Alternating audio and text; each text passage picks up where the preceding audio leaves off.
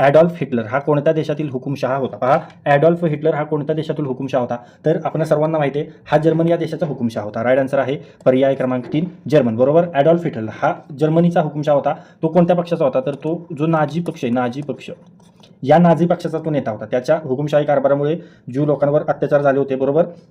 आणि त्याच्या विस्तारवादी धोरणामुळे दुसरं महायुद्ध सुरू झालं होतं. ठीक आहे. समोरचा प्रश्न, कार्ल मार्क्स हा कोणत्या देशातील विचारवंत होता? पहा मित्रांनो, कार्ल मार्क्स हा जर्मन देशातील विचारवंत होता. राईट आन्सर पर्याय क्रमांक 3 जर्मन. कार्ल मार्क्स हा जर्मनीतील प्रसिद्ध तत्वज्ञानी तो अर्थशास्त्रज्ञ होता. हे लक्षात ठेवायचं आहे. ठीक आहे. त्यांनी साम्यवादाचा सिद्धांत मांडला होता आणि त्यांचं एक महत्त्वाचं पुस्तक आहे, अतिप्रसिद्ध पुस्तक आहे, ते देखील परीक्षेमध्ये विचारलं जातं. ठीक आहे. तर ते आहे Das capital. Okay, Das capital हे त्यांचं पुस्तक आहे. ठीक आहे. या ग्रंथाचा पहिला खंड 1867 मध्ये प्रकाशित झाला होता. ठीक आहे. समोरचा प्रश्न पाहूया.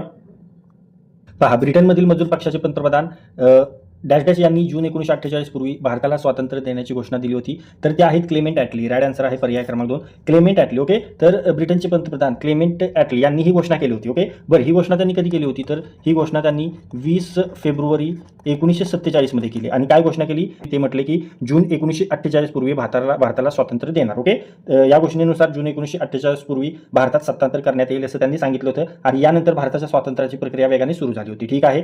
समोरचा प्रश्न, जय जवान जय किसान या महान घोषणेचे जनक कोण आहेत? जय जवान जय किसान या महान घोषणेचे जनक आहेत लाल बहादूर शास्त्री. राईट आन्सर आहे पर्याय क्रमांक 4 लाल बहादूर शास्त्री. जे 1965 युद्ध झालं होतं मित्रांनो, त्यामध्ये यांचं खूप महत्त्व आहे. तर 1965च्या भारत पाकिस्तान युद्धाच्या काळात ही घोषणा त्यांनी दिली होती. लाल बहादूर शास्त्री यांनी देशातील सैनिक आणि शेतकरी यांचं मनोबल वाढवण्यासाठी ही घोषणा दिली होती. जय जवान जय किसान हा नारा त्यांनी दिला होता. आता याचा अर्थ काय? तर सैनिक देशाचे संरक्षण करतात, बरोबर, आणि शेतकरी देशाला अन्न पुरवतात. हा त्यामागील नाऱ्याचा उद्देश होता, मनोबल वाढवणे. ठीक आहे. समोरचा प्रश्न,